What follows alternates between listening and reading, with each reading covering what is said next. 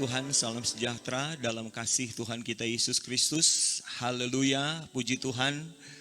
Senang sekali lagi kita dapat bertemu pada hari yang indah ini untuk sama-sama kita menikmati kebenaran firman Tuhan. Puji Tuhan, siapkan hati kita yang terbaik untuk ditabur dengan benih firman Tuhan yang terbaik. Puji Tuhan, kita akan dengarkan firman Tuhan. Dan renungan hari ini saya ambil dalam kitab Efesus pasal yang kelima, ayat yang ke-16. Efesus pasal 5 ayat yang ke-16. Saya bacakan untuk kita semua pada hari ini. Firman Allah berkata begini, "Dan pergunakanlah waktu yang ada, karena hari-hari ini adalah jahat." Nah, puji Tuhan, kita sudah dengarkan firman Tuhan untuk kita pada hari ini. Mulanya firman ini untuk jemaat yang ada di Efesus, tetapi kemudian firman Allah ini untuk semua kita yang membaca dan yang mendengarkan firman Tuhan. Tuhan sendiri yang berkata begini, "Pergunakanlah waktu yang ada, karena hari-hari ini adalah jahat." Kita tahu pemilik dari waktu itu adalah Tuhan sendiri. Jadi dialah yang pemilik waktu, kemudian Tuhan percayakan waktu itu pada kita. Setelah Tuhan percayakan waktu pada kita, maka Tuhan kasih instruksi. Pergunakanlah waktu yang ada. Atau pergunakanlah waktu yang Dia percayakan pada kita. Nah, kita tahu definisi dari waktu itu adalah terbatas. Waktu itu adalah durasi. Waktu itu adalah masa. Waktu itu adalah satu periode. Jadi waktu itu ada awal dan waktu itu ada akhirnya. Jadi saudara kekasih dalam Tuhan, Tuhan pemilik waktu, kemudian Dia percayakan waktu pada kita. Jadi waktu itu tidak kekal, waktu itu tidak selama-lamanya. Tuhan mempercayakan kita waktu yang ada batasnya. Nah, ketika Tuhan mempercayakan pada kita waktu yang ada batasnya, Tuhan bilang, pergunakanlah waktu. Saudara kekasih dalam Tuhan Yesus Kristus, bagi orang duniawi, waktu itu adalah uang. Betul, waktu itu adalah uang. Bagaimana kita bisa mempergunakan waktu dan kesempatan itu untuk bekerja supaya dapat menghasilkan uang. Tapi ada sedikit perbedaan antara waktu dan uang. Kalau uang, saudara-saudara, kemudian uang itu hilang, maka kita masih punya kesempatan untuk bisa kerja dan kita masih bisa dapat kembali uang. Kalau kita kehilangan uang 1 juta rupiah, kemudian kita masih bisa punya kesempatan untuk bekerja, maka kita bisa kembali dapat uang itu. Tapi kalau bicara waktu, kalau waktu itu hilang, maka kita tidak bisa dapat kembali waktu itu. Contoh hari ini tanggal 2 Mei tahun 2020. Ketika malam kita tidur, kemudian besoknya sudah tanggal 3. Coba saudara pikir, bisakah kita kembali ke tanggal 2? Tidak bisa. Tidak ada satu orang pun yang bisa kembali ke waktu yang sudah lewat. Uang bisa dicari kembali, tapi waktu kalau dia sudah lewat, kita tidak punya kuasa lagi untuk kembali ke waktu itu. Itu sebabnya karena waktu itu dia bisa pergi. Karena waktu itu terbatas, Tuhan berikan pesan pada kita, pergunakan waktu. Bagi orang dunia waktu itu adalah uang, tapi bagi kita waktu itu adalah keselamatan. Sekali lagi bagi kita orang percaya, waktu itu adalah keselamatan. Kalau kita bekerja, oke, bisa ada di pikiran kita, waktu itu adalah uang. Kerjalah dengan sungguh-sungguh. Pergunakanlah kesempatan ketika kita bekerja. Tapi kalau bicara tentang keselamatan, maka waktu itu adalah kesempatan bagi kita untuk beroleh keselamatan. Nah, saudara kekasih dalam Tuhan Yesus Kristus, untuk bisa selamat, Alkitab taruh pada kita. Alkitab memberikan penjelasan pada kita. Ada standar untuk selamat. Standar keselamatan itu kita bisa lihat dalam kitab Efesus pasal yang keempat. Kita bisa mundur satu lembar. Efesus pasal 4 ayat yang ke-13. Ini standar untuk bisa selamat. Ayat 13 berkata begini, saudara kekasih dalam Tuhan, sampai kita semua telah mencapai kesatuan iman dan pengetahuan yang benar tentang anak Allah, kedewasaan penuh dan tingkat pertumbuhan yang sesuai dengan kepenuhan Kristus. Untuk selamat kita harus mengalami pertumbuhan rohani. Dan kita harus mengalami pertumbuhan rohani sampai kita jadi dewasa penuh. Dan kita jadi sama seperti Yesus. Saudara-saudara, keselamatan itu tidak mudah. Keselamatan itu adalah kita harus capai pada tingkat pertumbuhan rohani yang dewasa. Dan sama seperti Yesus. Nah, jika kita kaitkan dengan ayat pokok kita, pergunakanlah waktu. Dan waktu bagi kita orang percaya, waktu itu adalah keselamatan. Ini artinya apa? Ketika Tuhan memberikan pada kita kesempatan untuk hidup, inilah kesempatan bagi kita untuk apa? Untuk bertumbuh makin dewasa sampai kita mencapai tingkat kerohanian sama seperti Yesus. Sebagaimana kita punya tubuh jasmani, ketika kita lahir, kita masih dalam keadaan bayi.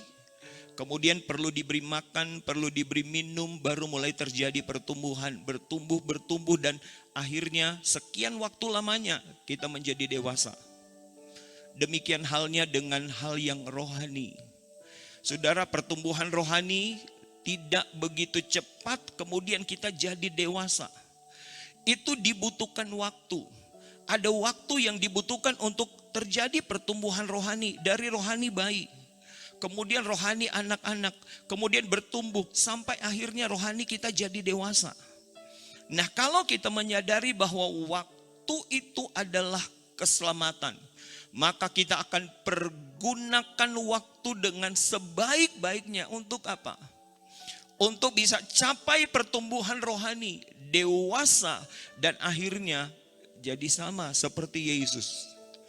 Nah, saudara kekasih dalam Tuhan, untuk bisa bertumbuh tubuh jasmani kita untuk bisa bertumbuh, maka kita perlu makan. Makan itu akan memberikan pertumbuhan rohani. Kemudian kita perlu minum. Minum itu memberikan pertumbuhan rohani. Begitu juga dengan roh kita. Roh kita perlu makan. Dan makanan rohani untuk roh kita adalah firman Allah. Tangkap baik-baik. Ketika Tuhan memberikan kita waktu dan kesempatan untuk bisa dengar firman Allah, pakai baik-baik waktu dan kesempatan itu untuk apa? Kita memberi makan roh kita.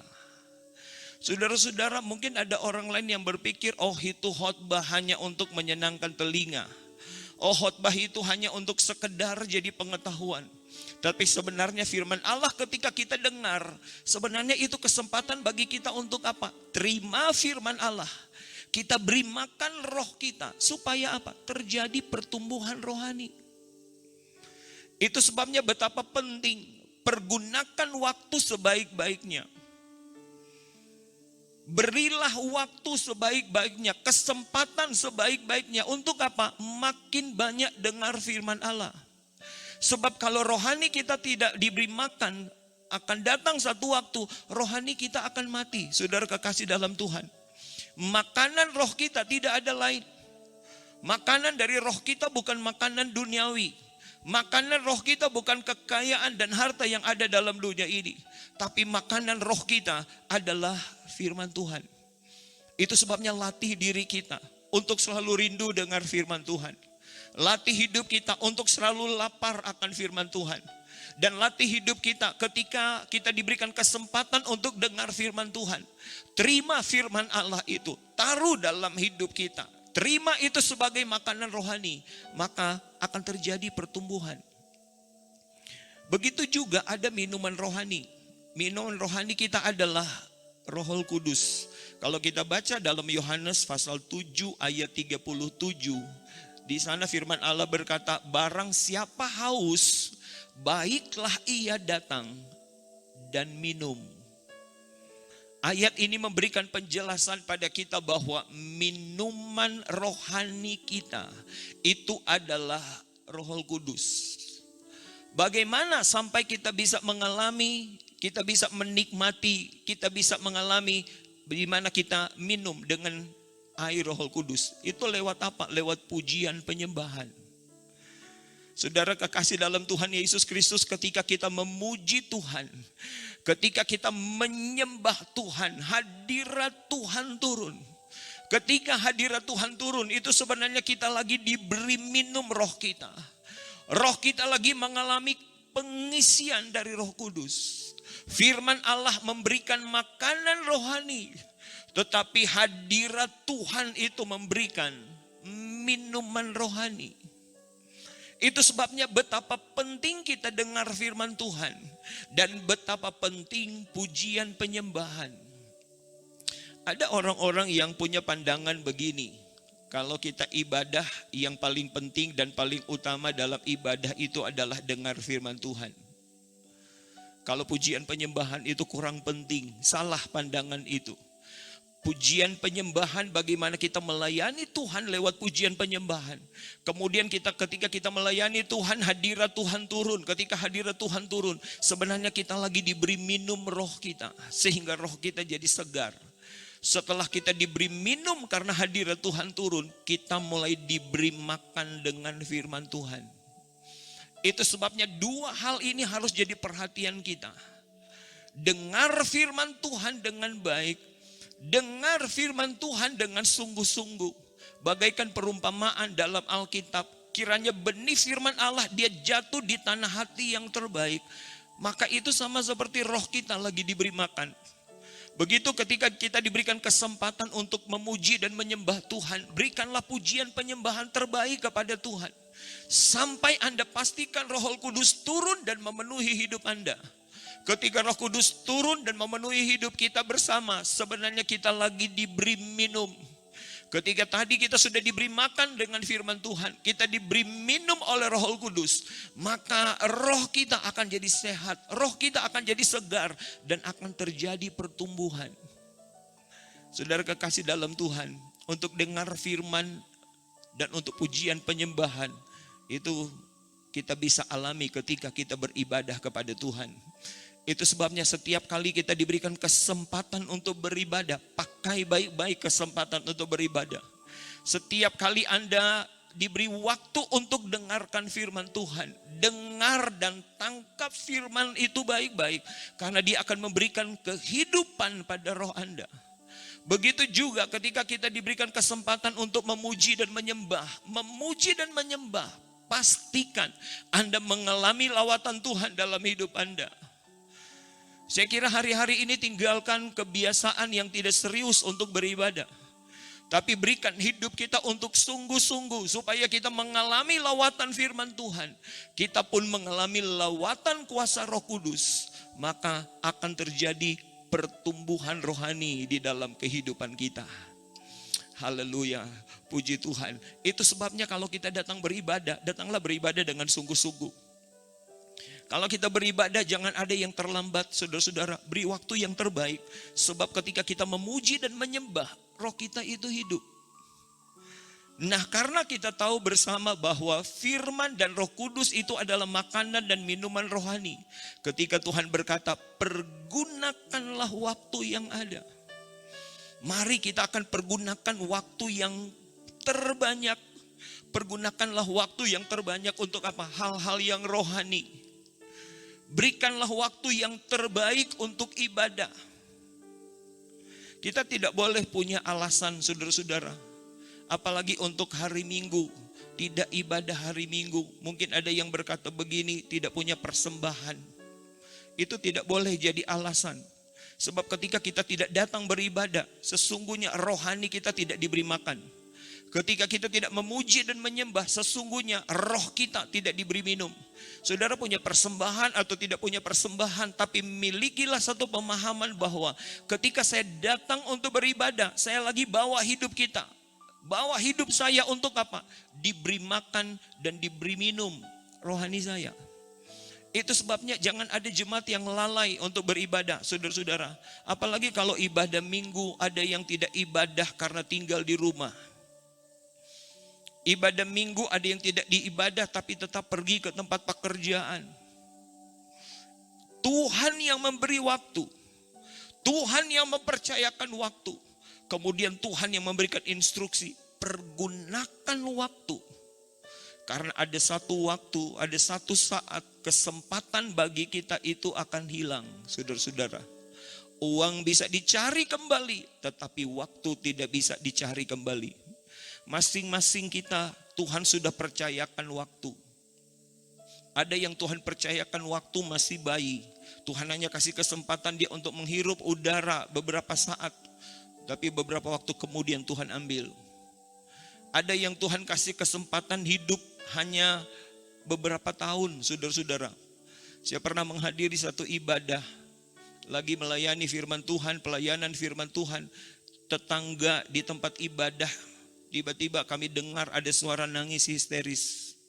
Setelah selesai ibadah kami kunjungi rumah itu, kami lihat ibu ini lagi menangis, lagi meratap karena dia sangat sedih. Karena cuma sebentar saja dia kasih lepas anaknya, karena dia atur-atur rumah, bersih-bersih rumah. Dia tidak sadar waktu dia lepaskan anaknya ada mainan-mainan kecil yang dibiarkan ada bersama anak-anak itu. Anak itu tanpa dia tahu dia ambil itu barang-barang kecil, dia masukkan di hidung kiri, hidung kanan, akhirnya dia tidak bernafas lagi. Nanti mamanya sadar tidak ada suara dari anaknya, dia lihat anaknya itu sudah tergeletak, sudah membiru dan tidak bernyawa lagi. Ada orang-orang yang Tuhan kasih kesempatan hidup hanya 1-2 tahun. Ada orang-orang yang Tuhan kasih kesempatan hidup di usia remaja. Masih remaja Tuhan sudah panggil. Orang-orang lain mungkin berkata begini, masih remaja kok dia Tuhan sudah panggil. Kalau kita ikut firman Allah, waktu itu adalah durasi. Berarti Tuhan kasih kesempatan hidup dia hanya sampai usia remaja. Ada teman saya, saudara kekasih dalam Tuhan, seorang ibu.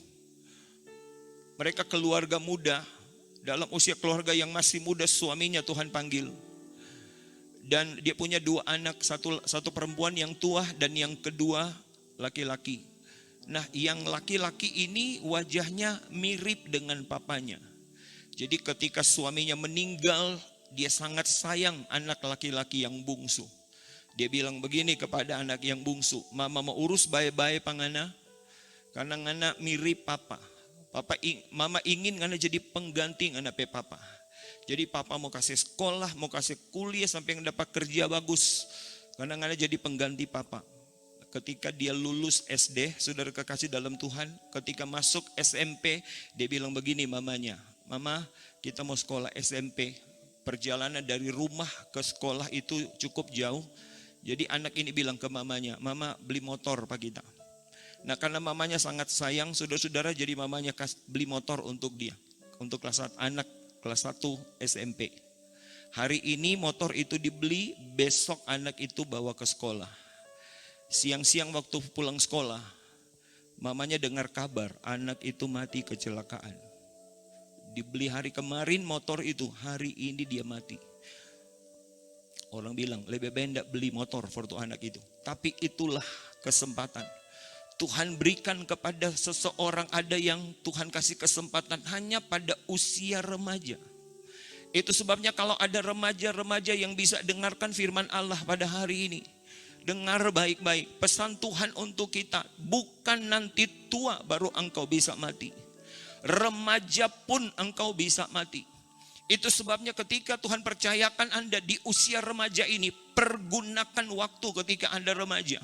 Pergunakan waktu, pergunakan hidup masa remaja Anda untuk Tuhan. Pakai hidup Anda sebaik-baiknya untuk Tuhan. Senangkan Tuhan di usia remaja. Ada di usia pemuda, Tuhan sudah panggil.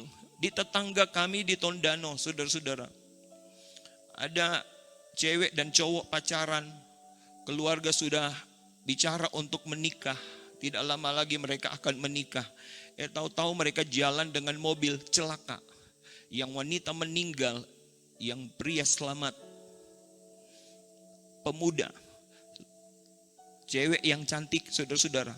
Tapi itulah Tuhan kasih kesempatan hanya sampai pada usia pemuda. Hai pemuda-pemuda, kalau engkau bisa dengar firman Allah ini, Tuhan berikan Anda kesempatan. Jangan pikir nanti tua baru bisa mati, muda pun bisa. Kira-kira saya bisa bilang begini, setiap hari Anda harus punya cara berpikir begini, bisa saya mati sebentar, atau bisa saya mati besok. Kalau kita punya pandangan seperti itu, maka kita akan jadi orang yang akan pergunakan tiap waktu dan kesempatan itu sebaik-baiknya. Begitu juga dengan keluarga muda. Jangan berpikir keluarga muda, masih membangun rumah tangga yang muda, masih jauh dari kematian. Alkitab tulis mati itu 70, kalau kuat 80. Tidak nanti tunggu tua baru mati, saudara-saudara. Saudara masih ingat bulan Januari ada ibu gembala yang datang khotbah di gereja kita.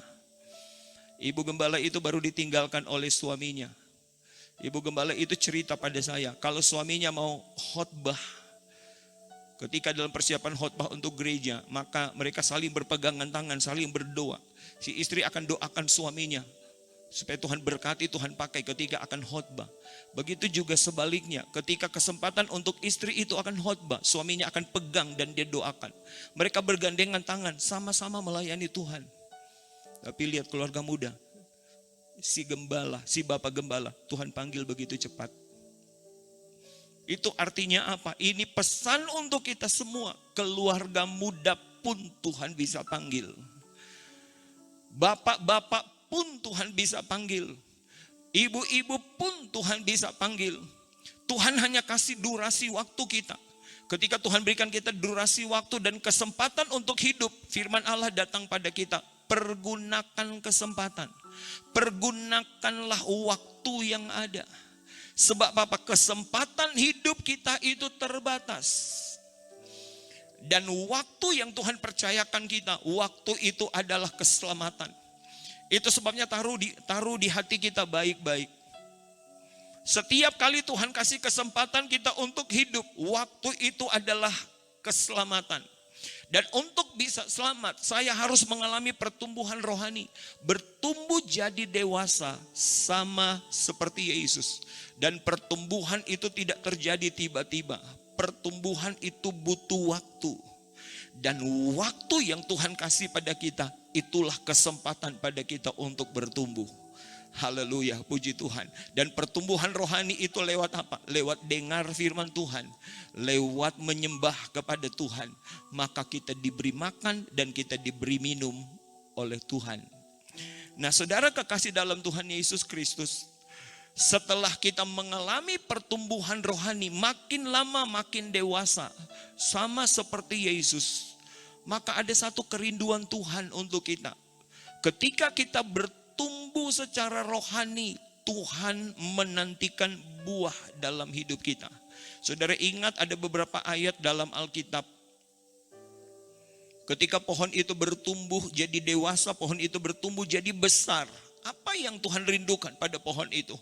Tuhan dekati pohon itu dan Tuhan cari buahnya. Pada satu ketika Tuhan datang kepada satu pohon ara, Tuhan dekati pohon ara.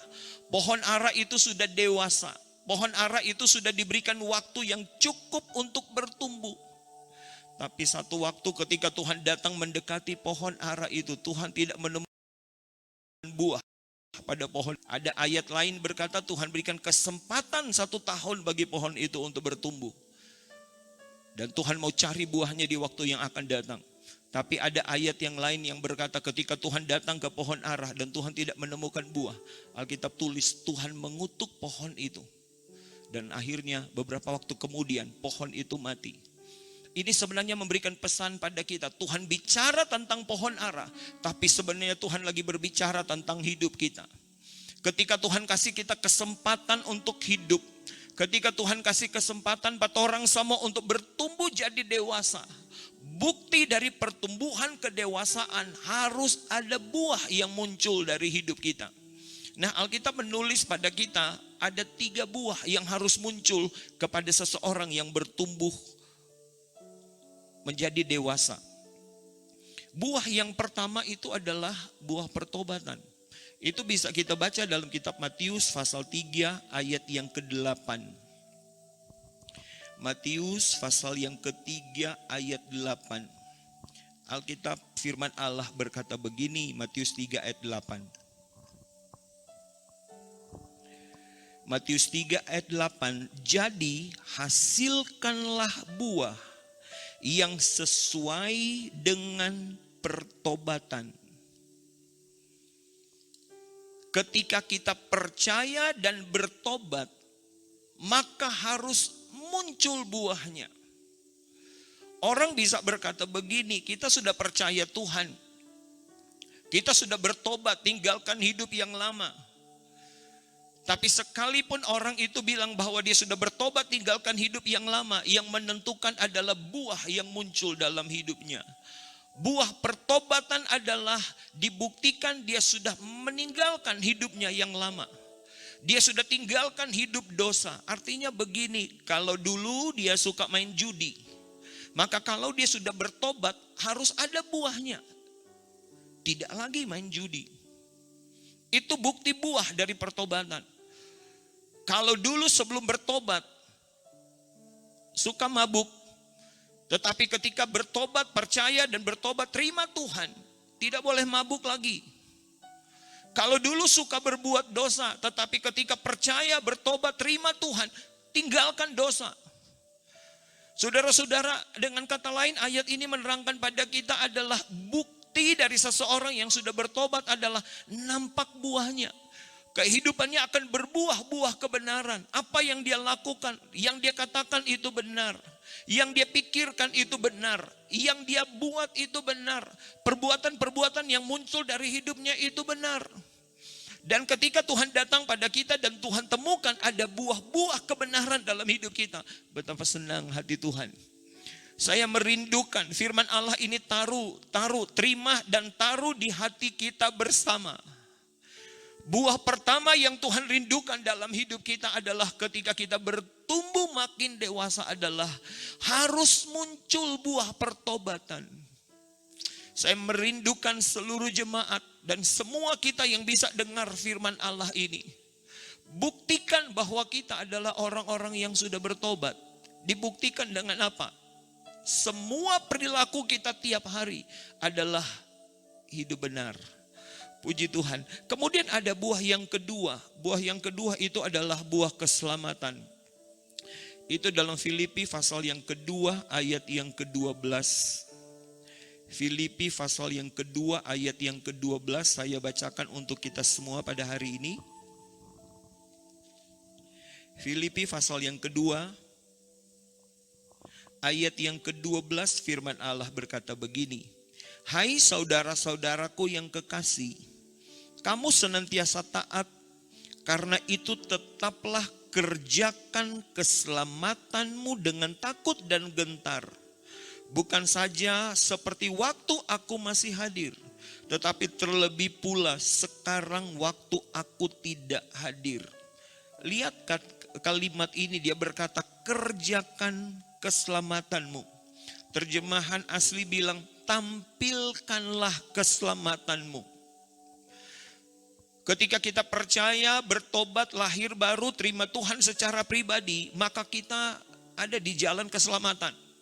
Ketika kita ada di jalan keselamatan, harus ditampilkan buah keselamatan itu. Harus ada buah yang muncul ketika kita selamat. Nah, buah apa yang muncul ketika kita selamat?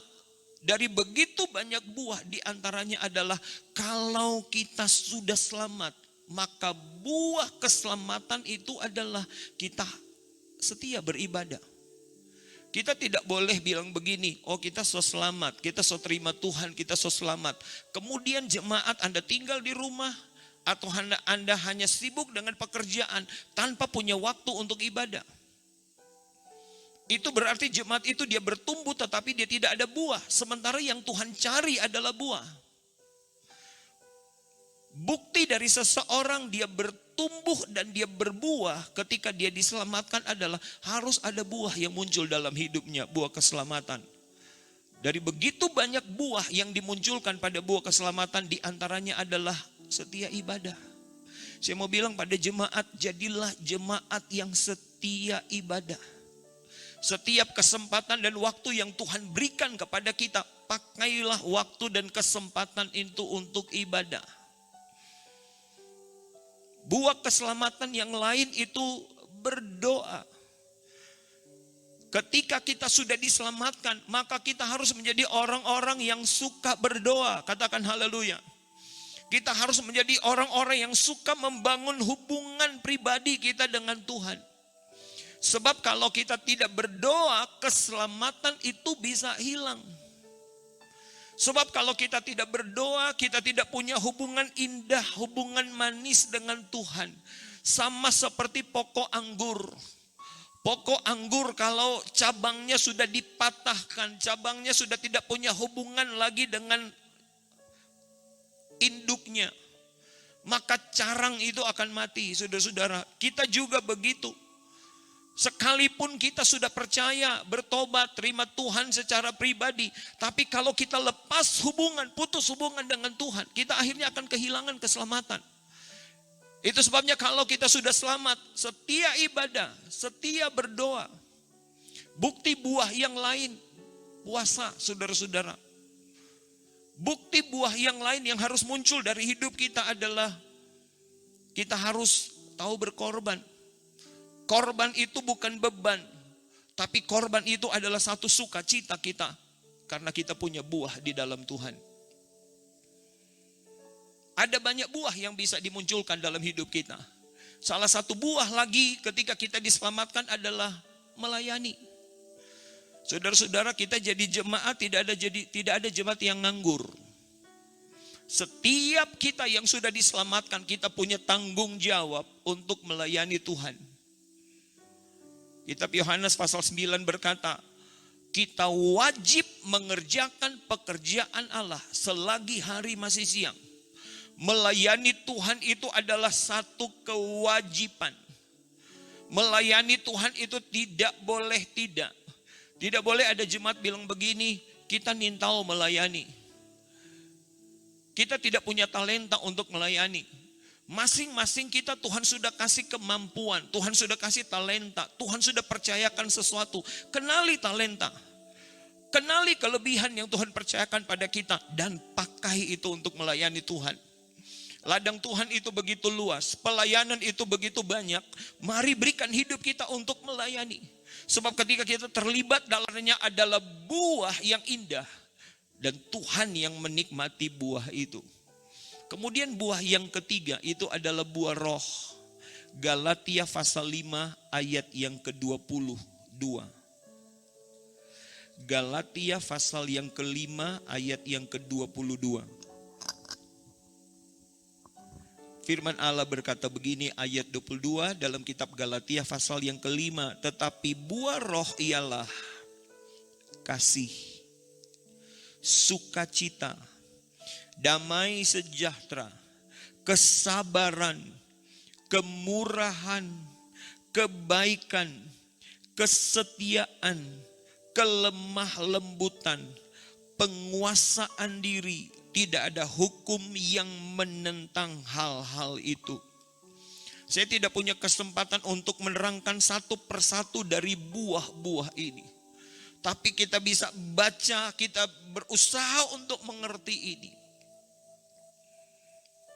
Ketika kita sudah menerima Tuhan, ketika kita sudah diselamatkan, Tuhan mencari pada kita buah yang ketiga, yaitu buah roh.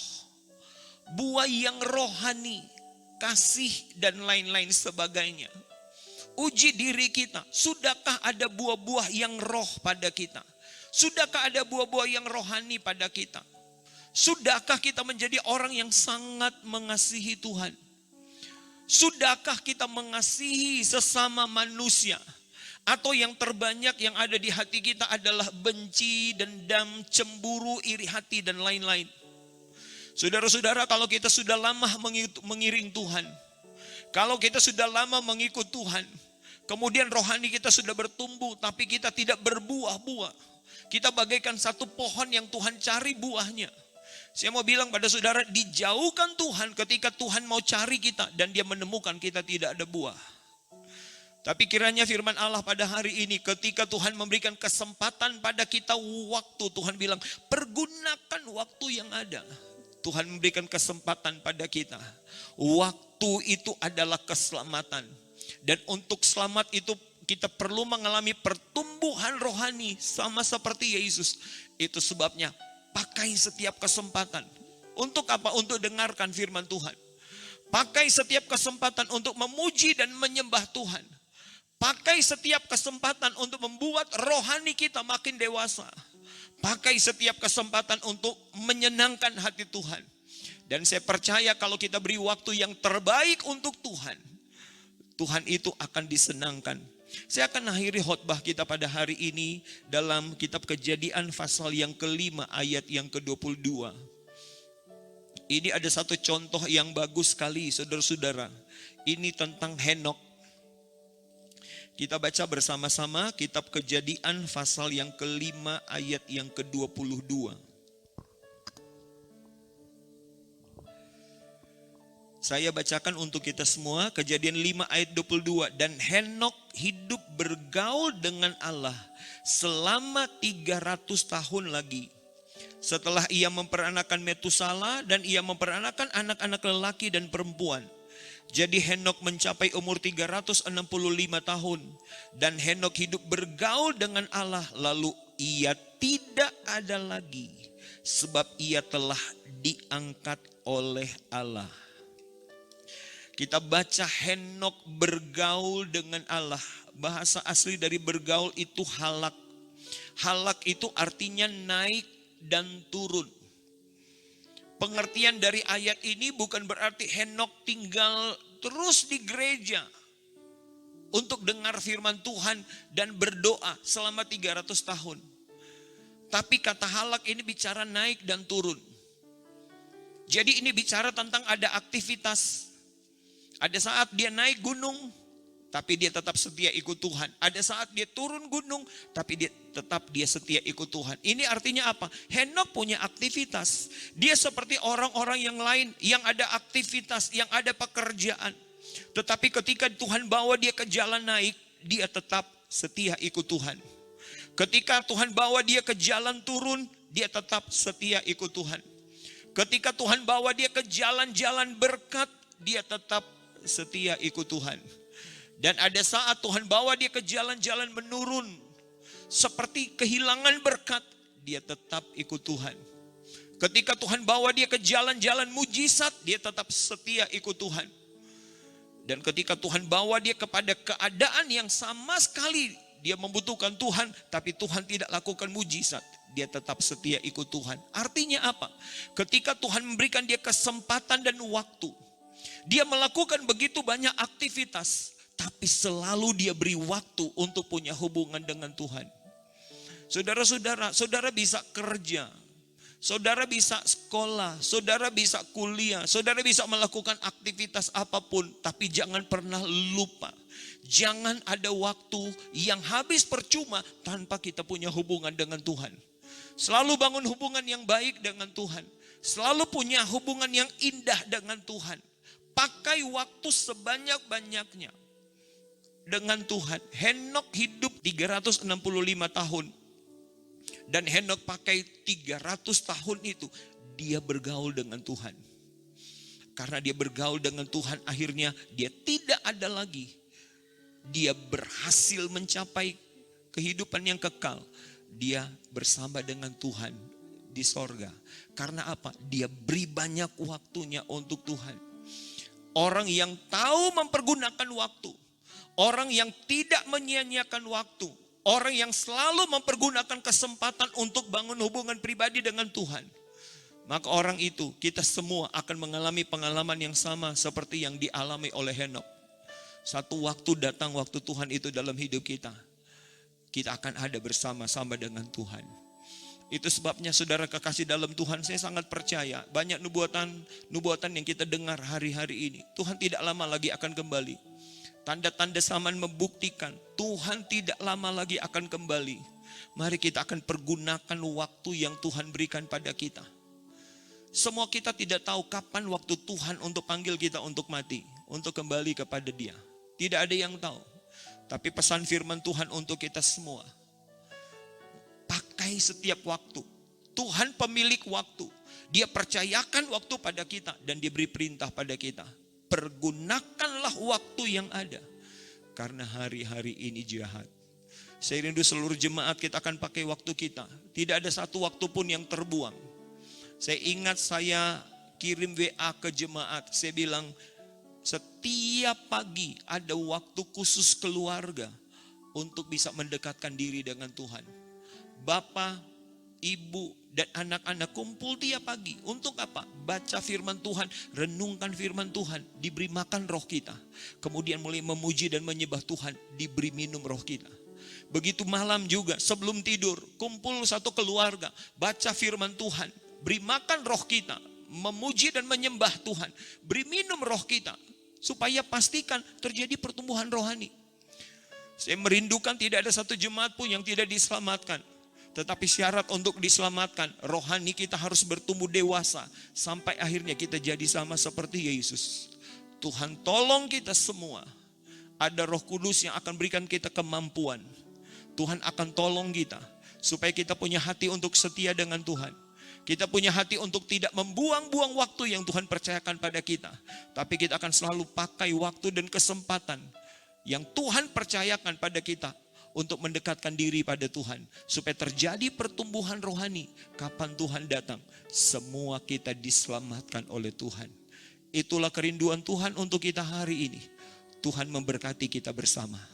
Puji Tuhan, sebelum kita berdoa, saya rindu kita nyanyi, ku ingin selalu bersekutu denganmu.